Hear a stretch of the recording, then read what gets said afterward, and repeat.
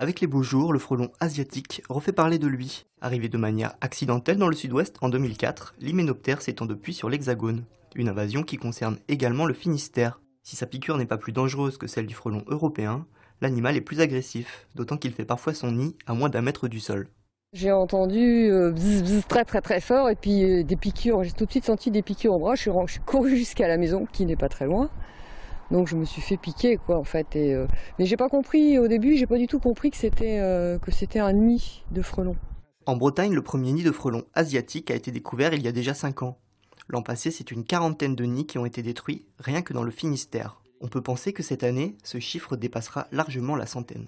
Pour l'instant, le frelon asiatique est classé danger sanitaire de seconde catégorie, ce qui ne donne pas aux collectivités les moyens financiers pour lutter effectivement contre les frelons. Certaines communes, comme à Châteaulin par exemple, en Finistère, donc la première commune s'est engagée à financer la destruction systématique de tous les nids découverts dans la commune.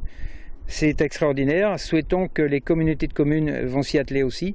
Si la localisation des nids demeure la phase la plus difficile à réaliser, la destruction n'est pas pour autant facile. Idéalement, l'opération doit être réalisée à la tombée de la nuit. Dans tous les cas, seules les personnes habilitées et correctement équipées doivent agir sur le terrain.